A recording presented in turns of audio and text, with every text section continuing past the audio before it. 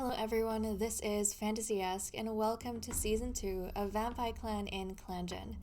In the last episode, the clan's vampire fledglings graduated into Mistwalkers and the Grandmaster announced a new match between Bloomrise and Sunnyquiver. This is going to be the final episode in this season, so I want us to strap in and enjoy every second of it. I did say that I was going to play off camera till I got a pregnancy, and I did exactly that. I have some notes which I want to go over before we continue because a lot of things happened. It was the second turn of Greenleaf and Moon 100 when we left off. On Moon 101, Vampyre Clan didn't have enough prey for the next moon. Sunnytail overcame his grief over the loss of his daughter Snappaw. On Moon 102, Pumpkin Buzz told herself she couldn't let the death of her sister consume her, and that she had to learn to live with it. Master Quietflight got a mangled tail from a kitty pet attack during a patrol. Sunnyquiver found an abandoned newborn kitten in the wild, but refused to let his bloodthirst consume him. Instead, he secretly took the kitten to Initiate Clan, hoping she would survive. On Moon 104, Sunnytail got White Cough. Bloomrise fell in love with Sunnyquiver. On Moon 105, Master Quietflight recovered from her mangled tail but lost it in the process. Sunnytail's White Cough got better. Sunnyquiver and Bloomrise broke up, with Sunnyquiver ending the relationship, and Bloomrise fell out of love. On Moon 106, Grandmaster Bluestar invited an initiate named Endless Heart into the clan to be matched with Bloomrise. Burnleaf was found stiff and curled up in his nest. It seems he died in his sleep. While the upper ranks of vampires fell into a deep state of mourning, Endless Heart took over as leader, becoming Grandmaster Endless Star. Blue Jay was demoted to Master. Quietflight was demoted to Nightstalker, and Sunnytail was demoted to Whisper. Endless Star changed the clan focus to sabotaging the Vampire Hunter clans, and he took Bloomrise as his mate. On Moon 108, Quietflight and Sunnytail overcame their grief of losing Burnleaf. On Moon 109, Blue Jay overcame her grief of losing Burnleaf. On Moon 110, Grandmaster Endless Star and Bloomrise fell in love with each other. On Moon 111, Quietflight discovered a litter of 3 wild kittens and brought them back to the clan to be killed and have their blood consumed. We are now picking up on the second turn of Greenleaf, and it is Moon 112. So let's dive in and take a look at what happens next. As you can see, the clan looks quite different. I wanted to talk about some things which were on my mind as I was playing off camera, and also introduce you all to our new Grandmaster. So this is Grandmaster Endless Star. He is a senior male with heather blue eyes, single color pelt. He is childish, a learner of law, and a good fighter. And if we go to his descriptor, he is a dark brown Tom. So that is our new clan leader. Now, he's the first initiate to be elevated to vampire, and I feel like there's a process to this whole thing. I imagine when a vampire invites an initiate to join the clan, they bite them to trigger the transition. To complete this transition, the vampires have to offer the initiate some of their blood, but they withhold this until the initiate fulfills their purpose and produces offspring for the clan. Then the transformation is completed and they become a permanent vampire, which is what Endless Star has just gone through. If they fail to produce offspring and break up, they are not offered vampiric blood and they return to Initiate Clan where they revert to normality. So being invited into the clan is not a guarantee you're going to stay here. If you break up before you have offspring, you're going to be sent back to Initiate Clan. You have to earn your place among the vampires by securing them offspring. In other news, Blue Jay and Quiet Flight are seniors now, which is so crazy to see, and we no longer have any retired vampires. Now, the biggest topic in my head is Bloomrise's relationships. I think she really opened her heart up to Sunnyquiver, but before he could give himself a chance to fall in love with her, he ended the relationship because he looks up to his older cousin and mentor, Eagledon. And that's what Eagledon did. And I think he wanted to pursue the same level of freedom as him. They were getting along quite nicely, especially with Ibis Freckle whispering romance between the two of them. But he just didn't give himself the chance to actually reciprocate Bloomrise's feelings. He might have been too young for this whole process. And this brings us to Bloomrise and Endless Star. Unlike the other two matches, she was actually compatible with him, and I think it showed because their feelings grew at the same pace. I think Endless Star found the ambition of such a young she-cat admirable, and Bloomrise needed an older male who retained his childishness but wasn't intimidated by her independence. I'm really happy that she's finally found a bond where she's appreciated and that she didn't have to give up her values for it. Now let's get into the events. I'm excited to see what is going on over here. Grandmaster Endless Star is glad that his stomachache is finally gone, and then the good news and the whole reason we are back. Bloomrise announced that she is expecting kids. She wouldn't dare settle down and let others work while she rested. Things will continue as usual for now. Very different to Ibis Freckle, who pretty much stopped working as soon as she announced that she was pregnant. Sunnytail has finally gotten rid of all his fleas. Blue Jay finds Heather while out on a walk and decides to give them to Sunnytail. Pumpkin Buzz was seen racing along the border with her rival from Wind Clan, so one of the Vampire Hunter clans. And then, of course, you guys remember in the summary that I had at the beginning, we did have, I think it was Quiet Flight, who found a litter of 3 wild kittens, and these kittens were brought back. They were drunk from, they were killed and consumed. So, obviously, we have this notice for the clan.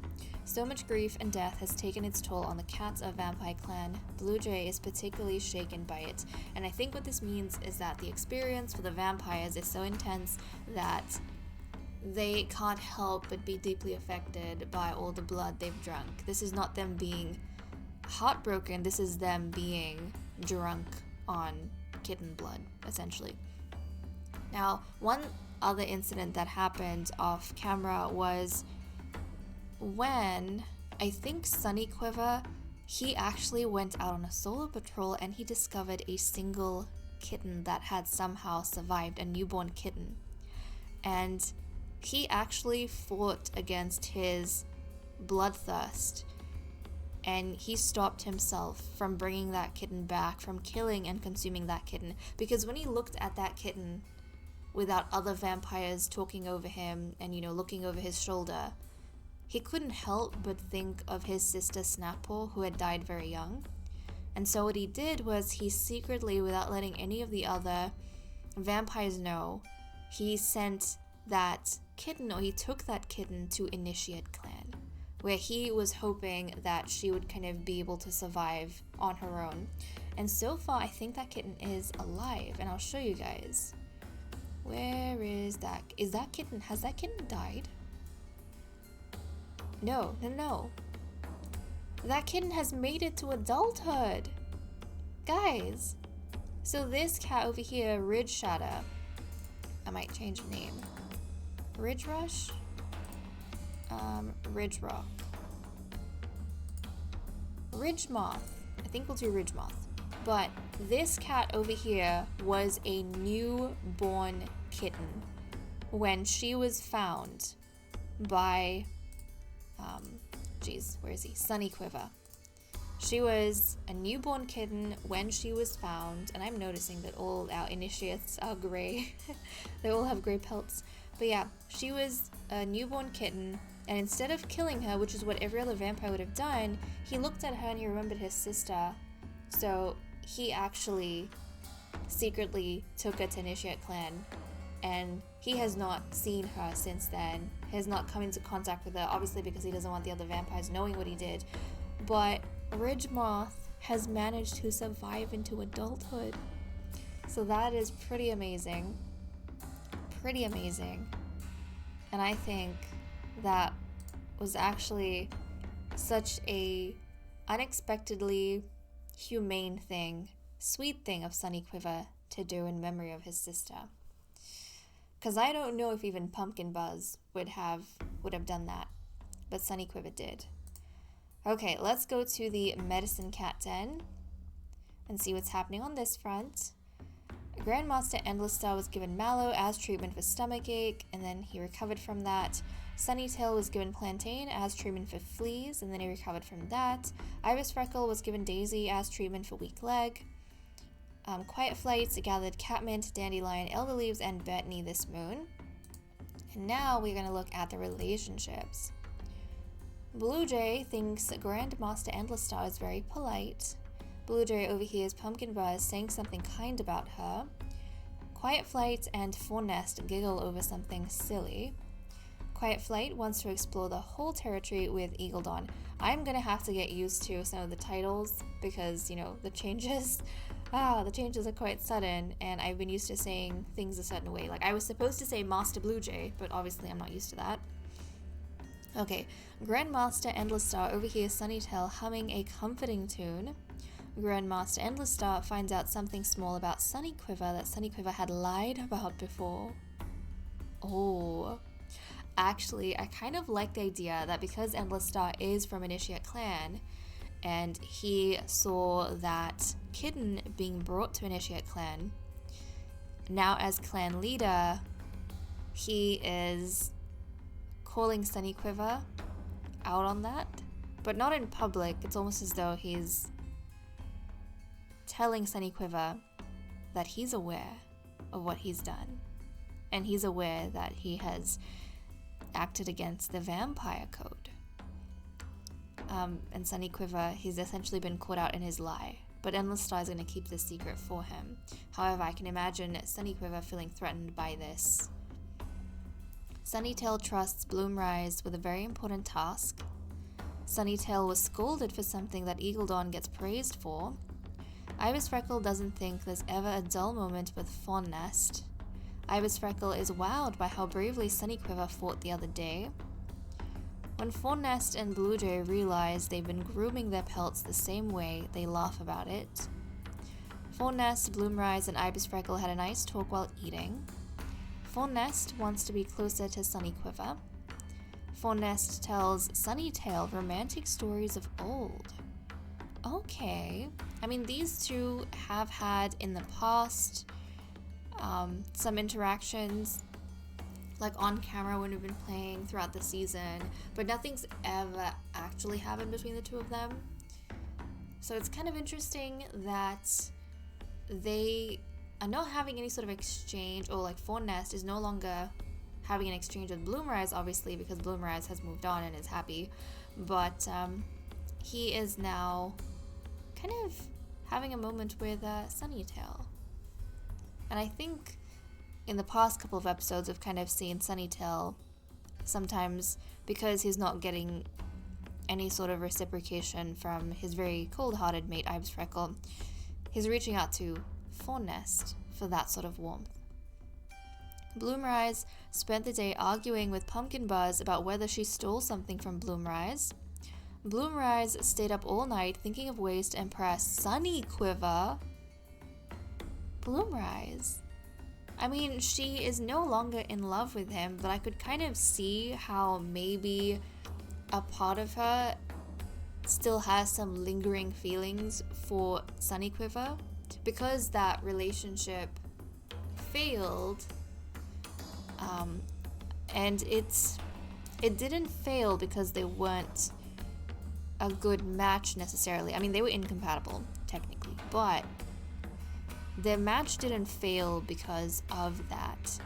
Their match failed because Sunny Quiver, without really thinking about his own feelings, just wanted to follow what his mentor was doing and his cousin was doing. He wanted to be like Eagle Dawn, and Eagle Dawn broke it off with Bloomrise because he wasn't ready. So Sunny Quiver, wanting to be exactly like him, did the same thing.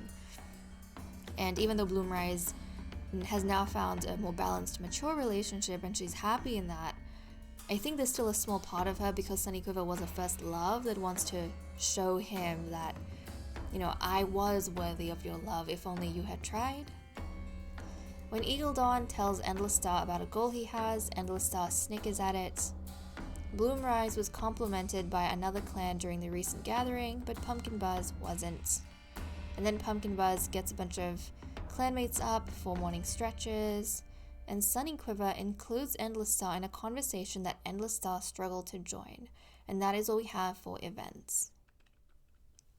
Okay, let's move on to the cat list. Now, I want to show you guys Blue Jay a little bit closer. I don't think I did when I was going through the changes we've had before.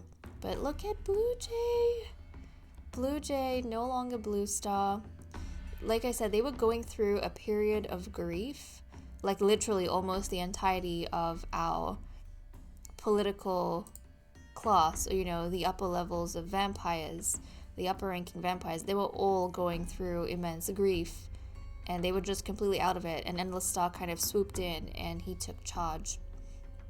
And they weren't in their right mind to kind of stop that from happening. And I think mentally where they were at, it was kind of easier to just follow along whatever Endless Star was telling them to do. And that's where they are at right now. And, you know, he's kind of earned his position as vampire right now because Bloomrise is pregnant. Up until this point, he was clan leader, but he was considered a vampire, but he was partially transformed. He wasn't actually a fully transformed vampire. But Blue Jay completed the transformation for Endless Star. I feel like maybe Bloomrise would have. I think I like the idea of their mates offering them their blood to complete the transformation. So yeah, Bloomrise would have helped him complete the transition once she became pregnant, and now he is a fully fledged vampire and he is a permanent member of the clan and he can never be kicked out. So that's kind of nice with Endless Star. And then we have Quiet Flight over here. Quiet Flight, who is also old, and if we go back to when she was just a little bit younger, you guys didn't get to see this, but she did lose her tail. She had the kitty pet attack. She survived, thankfully, but her tail got mangled, and then she recovered and lost it. So we could see it in this sprite, but in her older sprite, where it's tucked in, you can't really. So there is that. And then Sunnytail, he now has heather that he wears on his coat, which is actually really cute, and it looks so nice on him. It really brightens him up. He looks like a tropical drink to me now. He looks a bit like a tropical drink, which is really cute. But I wanted to show you guys, so the relationship between Bloomrise and Sunny Quiver. Yeah, I mean, you can kind of see he's got 2.5 bars pretty much. So when we match a couple up, they always start off with 2 bars. And I say that the 2 bars is them considering whether or not they would make a good partner with each other and whether or not they would want to have kittens with the other cat.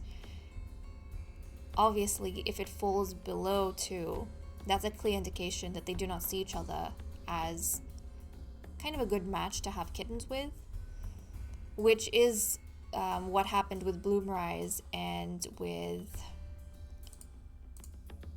like over here you can see, that's what happened with Bloomrise and Eagle Dawn. I had no clue Bloomrise hated Eagle Dawn, but yeah, that's what happened between the two of them. Eagle Dawn has 1.5 romance bars. Bloomrise has no romance left for him. So within 1 moon, their romance went so low, and they kind of decided that they weren't a good match in that way. Whereas things are different with Sunny Quiver. So obviously, the romance for both of them is above 2 bars.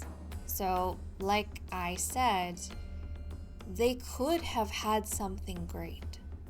But Sunny Quiver, he was too young to understand what he had, and he kind of let go of it because he wanted to follow his mentor. And Bloomrise, she still hasn't completely, like, she fell out of love with him because I think she was so disappointed by the fact that she had given her heart to Sunnyquiver and he didn't know what to do with it. I think she was so disappointed by that she fell out of love with him, but as you can see, she still has, you know, some lingering feelings. But then you look at Bloomrise and Endless Star, and you can see they have a really healthy relationship, they have a really strong relationship, and their feelings for each other increased at the same pace. They fell in love with each other at the same time.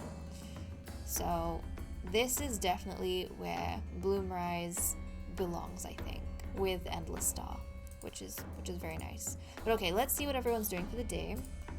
Grandmaster Endless Star thinks Blue Jay is doing a great job as master. Oh, something I forgot to mention. So obviously when we had a new cat come into power, we had to check everyone's loyalties again. And no surprise, but Endless Star doesn't have any loyalists.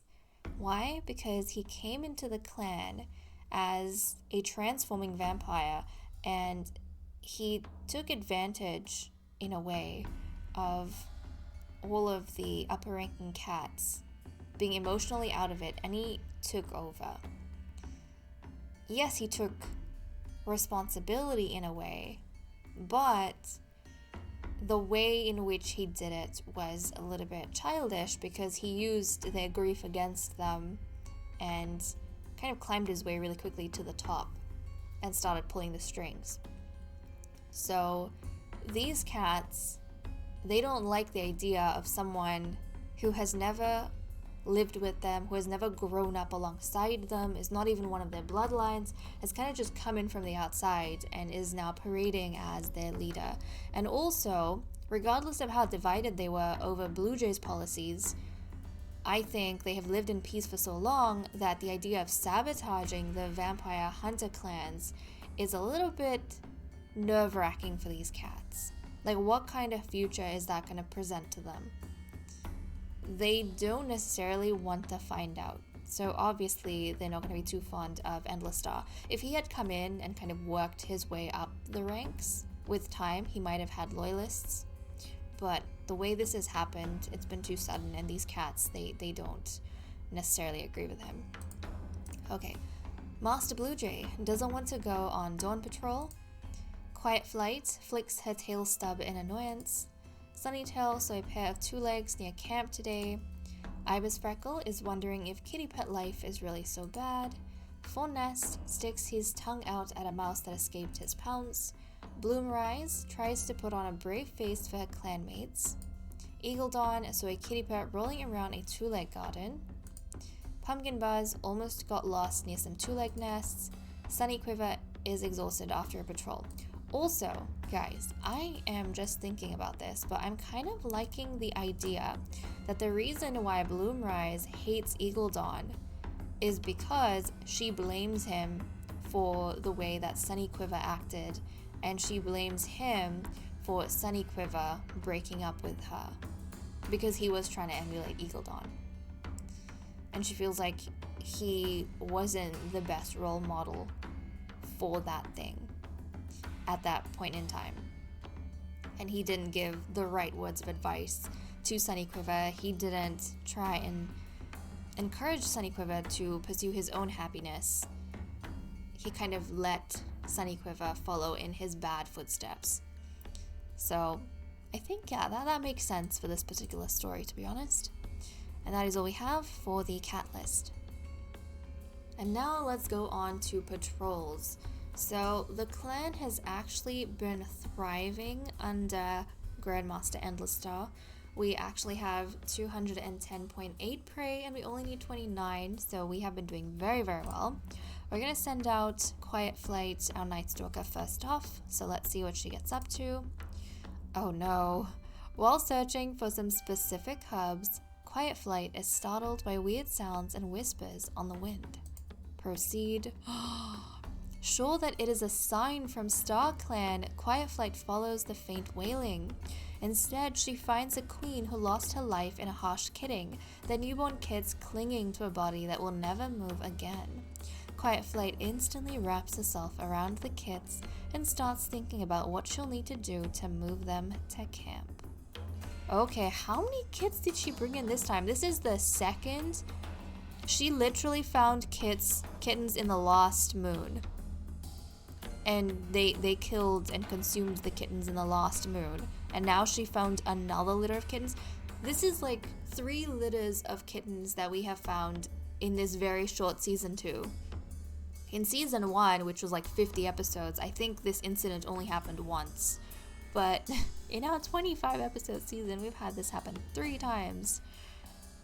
But, I mean, guys, where is our... Look, we had 3 kittens, Bleak Kit, Frozen Kit, Robin Kit, that were consumed in the Lost Moon, and we just found another batch of kits. Okay, well, these kittens unfortunately are going to be consumed by the vampires. So we have Glint Kit. She's going to be consumed. Oh no, Fickle Kit is also going to be consumed. We have Cricket Kit that is going to be consumed. And then we have Slate Kit that is going to be consumed. That is very, very unfortunate. But oh my goodness! Look at our dark forest. Our dark forest is completely filled with dead kittens. This is so depressing. Honey Dazzle is the only queen who was brought in here, managed to come in here, but all the other kits, we actually have 2 kits with the same name. I might change this. Oh yes, you can be Dark Kit. You can be Dark Kit. But oh my goodness. This is actually crazy. This is the amount of chaos our vampires have created, committed. I don't know. But the sad thing is that the blood, or I think the power in their blood, it is helping the vampires become stronger in Star Clan. It's kind of feeding the vampires' powers. And obviously these kittens, this queen, they do have, normal blood in any other context, but because the vampires are twisted in a magical way, when they drink this particular blood, something happens in that exchange that grows the vampiric power that our vampires have. Okay, we need to get out of that depressing screen and move back to patrols. Let's see what we have. I think we're going to have a patrol of 6 and a patrol of 2. So first up, we have Grandmaster Endless Star, Fawn Nest, Eagle Dawn, Sunny Quiver, Pumpkin Buzz, and Bloomrise. So let's see what they get up to. Oh, as the patrol is checking the borderlines, they hear the traipse of paw steps through the territory. Proceeds. The patrol approaches warily and comes upon a kitty pet that's sniffing around. The kitty pet notices their arrival and brightly says that she's heard about Initiate Clan and wishes to join. The patrol agrees to take her back to camp. Ice Cube has joined Initiate Clan. Oh, look at this! This is kind of cute. So this is Ice Cube, a young adult female with emerald eyes, a masked pelt, a loving, good mediator, and helpful insight. Yeah, she's gonna join Initiate Clan. So I'll send Ice Cube over there. And then we have Ibis Freckle and Blue Jay, Master Blue Jay. So let's see what they get up to. The patrol finds Alona, who's interested in joining Initiate Clan. They banter with the cat a bit, making them feel more welcome. Proceed. Oh my goodness. The patrol doesn't have to do much convincing. The Alona seems happy to join the clan with their litter of kids. Guys, we talked about this, but the vampires, it's like this Lona was kind of trying to suss out. They were trying to suss out the patrol to see if it was safe or not. So they were hiding their kittens. And when it was just them, the clan members were like, okay, we have space in Initiate Clan. And then as soon as the kittens came out, something changed. They could scent the kittens on the queen that was masked before. They see the kittens. We just had a batch of kittens murdered. And you guys found another one? Guys. Oh my goodness. Okay. Well, we have more kittens that are going to be taken back to the clan, and these kittens, I'm sorry, these kittens, the vampires, they can't control their bloodthirst. They are going to be consuming these kittens. I'm just curious, what does Magpie Pelt look like? She's a pretty cat. But yeah, they are going to kill and consume Magpie Pelt, and I feel terrible. She came in thinking this was a safe place. Not really sure. She was doing the best she could for her kittens, but her kittens are going to be killed and consumed.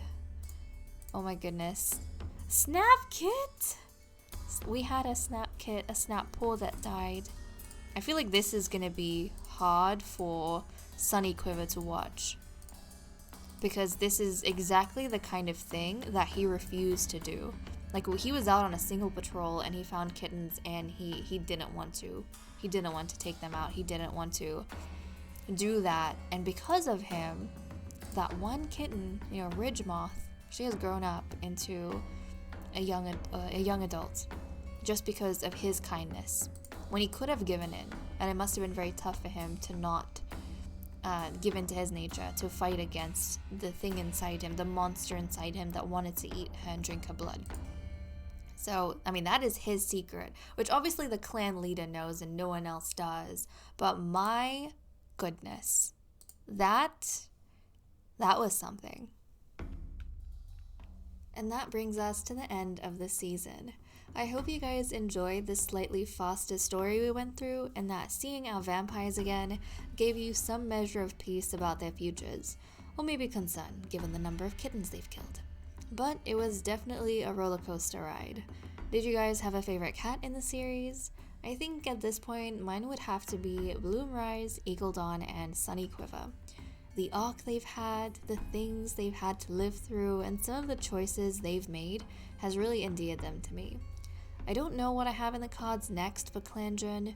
These days I've been more focused on Sims 4, and I think I've found my passion for it again, which means I'll be spending less time with things like this.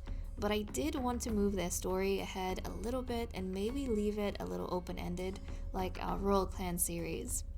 And with that said and done, I am going to leave off here. Thank you so much for watching. I hope you all enjoyed, and I'll see you next time. Bye-bye.